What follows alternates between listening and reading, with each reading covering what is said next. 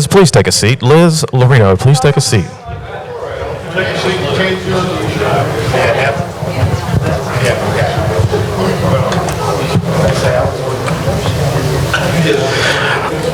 All right, everybody. I believe we're getting into the final act of the day. Know everybody's had a lot of travel, a lot of long sessions, a lot of talking. Hopefully, everybody's meeting some people, maybe making some business relationships. I know that Cephessa has been a big part of that for us here at Sam's Service. So you never know when a conversation in a hallway can turn into a really healthy relationship long down the road. So always be mindful of the hands that you're shaking, the people that you're talking to. Cephessa is a really good thing when it comes to that. But what I want to do now is introduce John Moorhead. John is one of the owners at Sam's Service. Sam, for those who don't know, stands for Scott, Allagood, Moorhead. Those are three guys that got together in a Sunday school class one morning and decided to start a service company. There's a whole lot more to it than that, but that's pretty much the nuts and bolts of it. John is he's an attorney. He dressed down today so that you couldn't guess that, but he is an attorney. John's also a good friend of mine, so what that means is that I don't just call him for contracts anymore, I also call him when I go to jail, and he gets me out. But John is a mentor of mine. He's a good dude. He's very passionate and fun, and you guys just enjoy. He's going to tell you about something that's very near and dear to Sam's heart. Hello, Cephessa. All right. Sometimes, you have superheroes who are, desk clerks by day, superhero by night. I am a Sam's Service leadership team member by wee early morning hours, and then an attorney by day. So that makes me the opposite of a superhero, okay? I've got my times messed up. I have never spoken at a business seminar before. I've given legal seminars before, but I have attended tons of them, and I know two things to be true. One is, I am keenly aware that I am the last speaker of the day, and I am the only thing between you and your drink mixer. All right, so I will make it quick. All right, so I am aware of that. One of my core values in life, one of my aspirational goals, now we're not going to talk, core values are not aspirational goals. We'll get into that in just a minute. But one of my aspirational goals, which means I'm not quite there yet, but I want to be there, is that I want to have a keen grasp of the obvious. All right, so few people do. So few people realize what's right in front of them. But that's one of my aspirational goals. Today, however, I do realize I am it between you and dinner. The second thing I've learned at every seminar I've ever been to is no one has ever been mad that a speech went short. All right, so I intend to go less time than my allotted amount of time. All right. As with every, can y'all hear me okay? All right, I can't hear myself. I think my ears shut off. But with every great society, we always start with art. Okay, art. So when we're thinking about art, there are some people, I would dare say that everybody in this room knows the difference between impressionistic art and realistic art. All right? I imagine there's a pretty good amount of people in this room who could point out the difference between a Van Gogh and a Degas, right? Sunflowers versus ballerinas. There's probably a few people in this room, not including me, who could point out the difference between a Monet and a Manet. There may even be a few people in this room who can't even differentiate between Michelangelo, the great master painter, and Michelangelo, the Teenage Mutant Ninja Turtle. Okay? But everyone in this room knows when they look at a piece of art whether that person likes it or not. Every single person in this room. They might not know if it's a $5 million Rembrandt, a $100 million Warhol. I can't believe his sell for $100 million. Or it might be a piece of sketch that some 7-year-old did. But they do know one thing. I like that piece of art, or I don't like that piece of art. Well, really the focus of my talk today is about corporate culture. All right? I bet very few, if none, other than Brent Sprinkle, in this room have ever taken a serious study of what corporate culture is. And I will admit that I haven't either, okay? I'm not an expert in corporate culture. However, like art, Corporate culture is something that every single person in this room can look at a company and feel it and know if it has a good corporate culture or if it has a bad corporate culture. And I do have a lot of experience in that. So I want to talk about corporate culture and how you can affect your company's corporate culture. All right, so the first thing we've got to determine is what are the words that we're using? We're using corporate and culture. So culture is the most important of the two. So my definition of culture is one that I have taken from a sermon that I learned and listened to from my pastor, and that is, culture are the things we believe and the things we do based on that belief. That's what all it is. It's what we believe, and it's what we do based on that belief. That is culture. Corporate means it's relating to, of, or being a part of a unified body of individuals. A unified body of individuals. That's what a corporation is. All right? So the first thing we got to know, I am, in fact, by day, a corporate attorney. So I know a lot about corporations. I don't know much about culture. I know a lot about corporations. Corporations are the same as people. In fact, the law in every state, except perhaps Louisiana, I don't know much about Louisiana law, but the law treats a corporation as if it is a person, all right? And when we think about it, all a corporation is it's a unified body of individuals. So companies can act like people. The company itself. They can be chaotic. They can be focused. They can be lazy. They can be hardworking. They can be good. They can be bad. They can do good things. They can commit crimes. They can do all these things that people can do. So when we think about a corporate culture, your culture of your business is just the sum of the people who make up that business individual cultures. All right? That's what it is. It's corporate culture. So it's important, and I think the biggest thing I hope that you take away from this speech today is that you go home with a mindset that this thing called corporate culture matters. This thing that called corporate culture is important, and it's something that I, as a leader of your organization, need to be looking at, need to be researching, and need to figure out how to affect it, to grow it, to culture it. Because I can tell you, here are the things you need to be thinking about. When you wake up, these are the tests. These are the factors, if you will, if you were talking in the court of law. If you wake up in the morning and you're happy to go to work, you think, man, there's no other place in the world I'd rather be going than getting in my car and driving to my job. You've got good corporate culture. That's a good thing. If you wake up in the morning and you think, man, another day at the office. Got to go in, got to get XYZ done, not looking forward to it, just not where I want to be. You got a bad corporate culture. If you wake up in the morning and you feel fulfilled, by the purpose in my individual life is being fulfilled in my work that I'm doing at my company, you've got a good corporate culture. If you wake up and you're thinking, my goodness, my talents, my education, my experience is just being completely wasted at the job that I'm working at, you got a bad corporate culture. A good corporate culture is going to draw those things out of people and use it. So these are the things you need to be thinking about. If you wake up in the morning and you think, hey, I am part of something bigger than me, my company.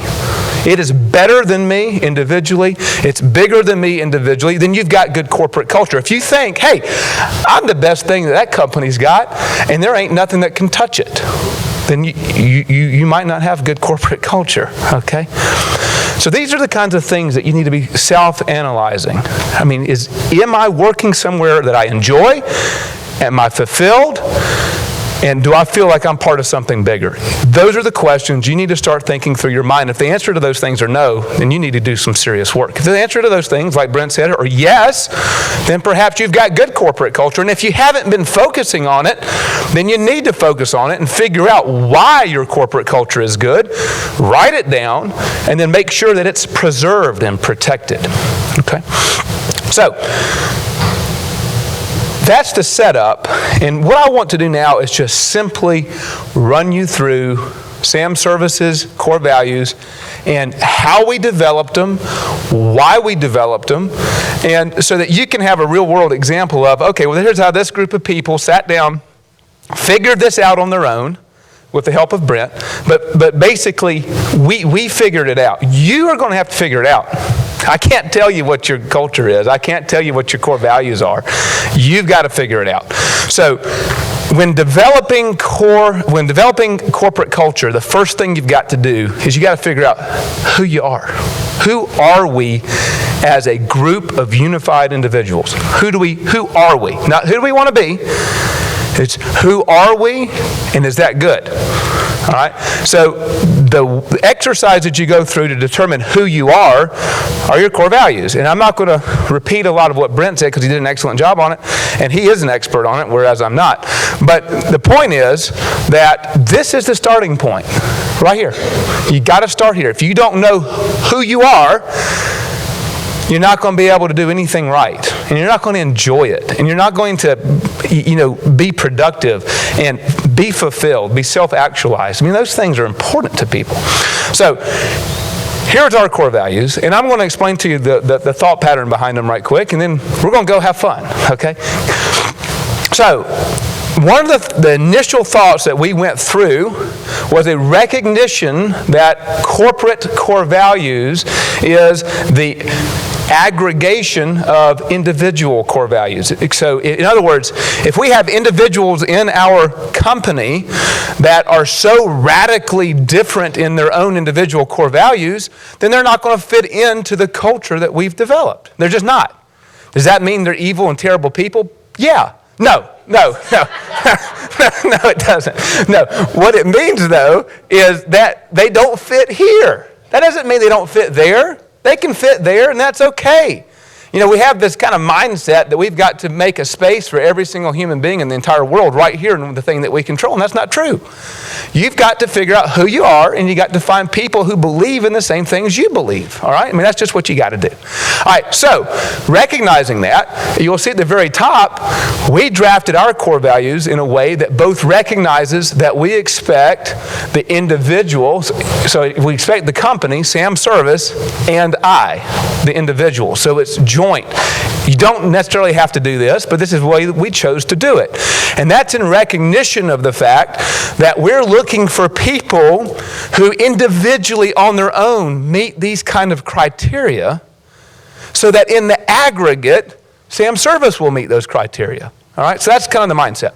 So, number one, Sam Service and I execute quality work. All right, so here's what we were thinking about on this. Execute is an action verb. It means you are doing something. You're active. You are producing a result through the use of your hands, through the use of your mind. It shows activity, energy. All right?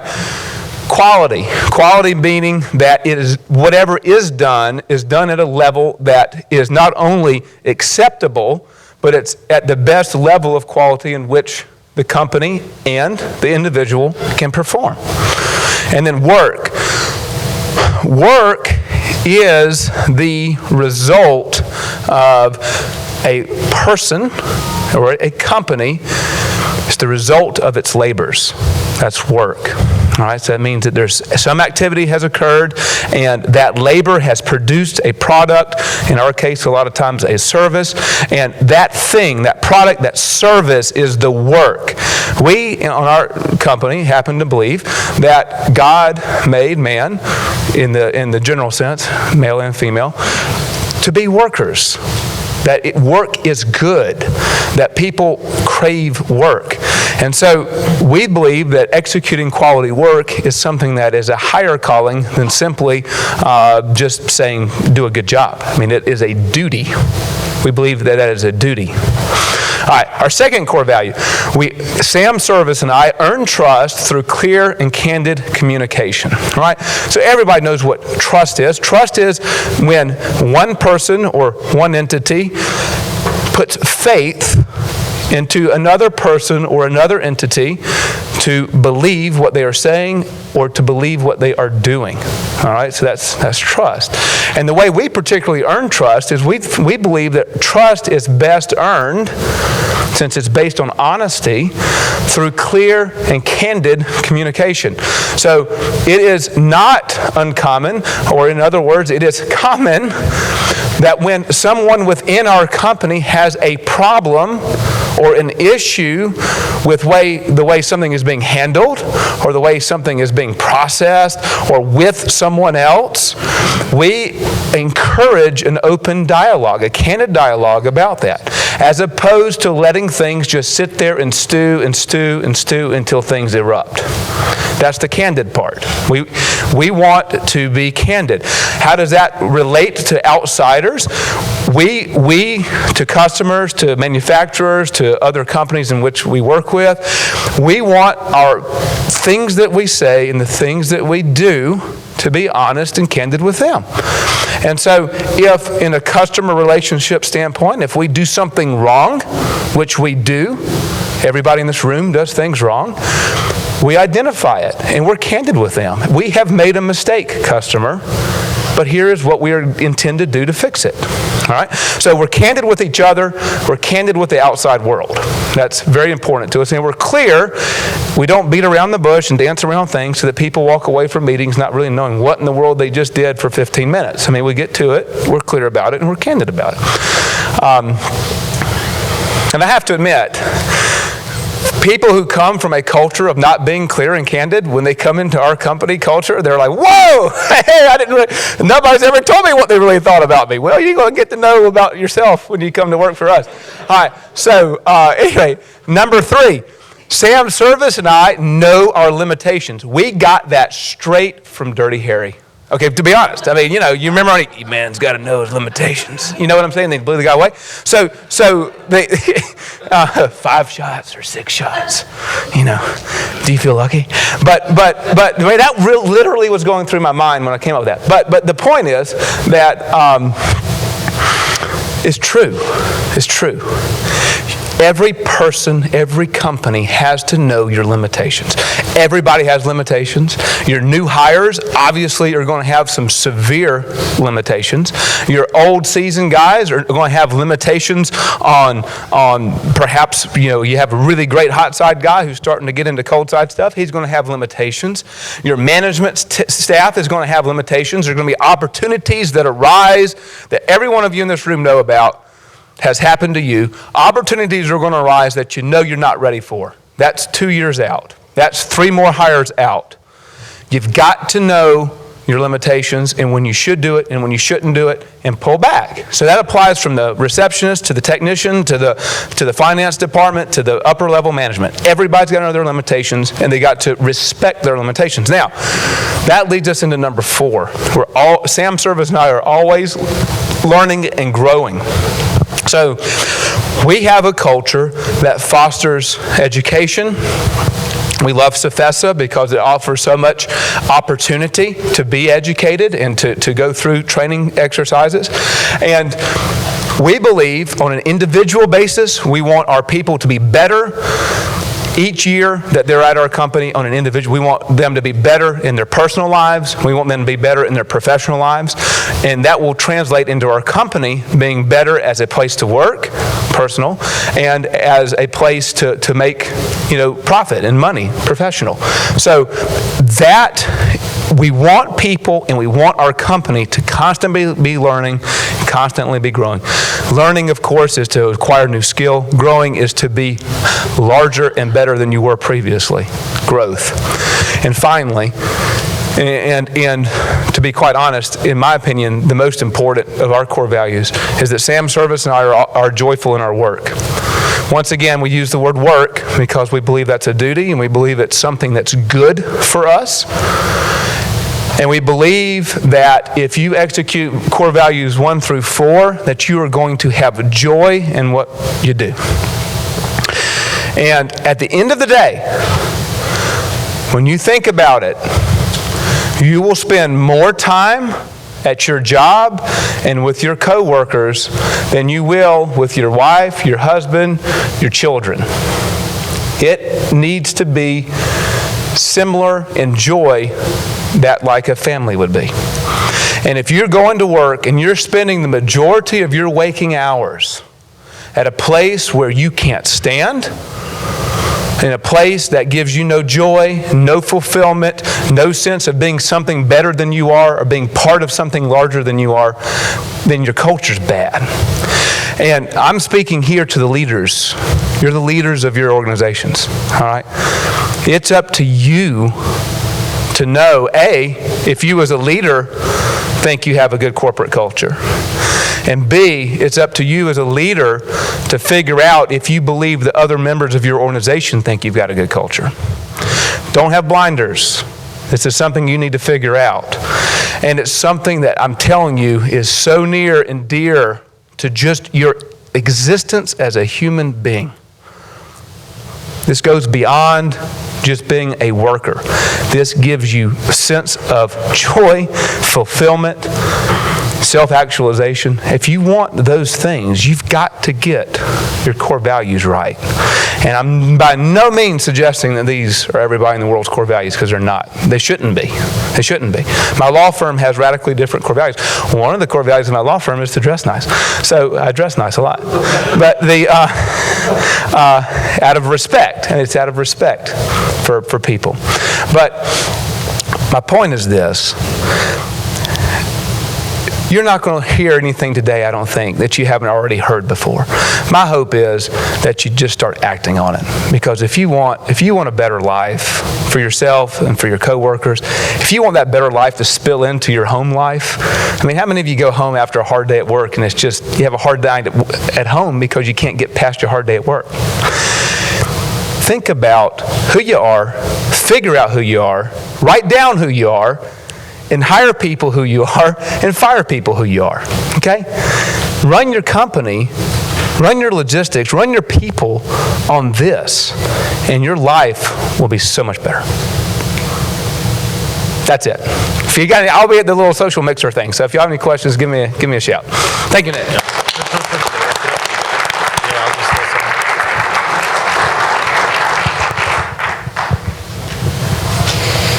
Thank you for that tie, John. John usually sports a bow tie, but That will be dressing down. okay. Well, that wraps up day one. I don't know if everybody's checked in your hotel net. I know we have not, but we've got time. Get back there, get checked in. What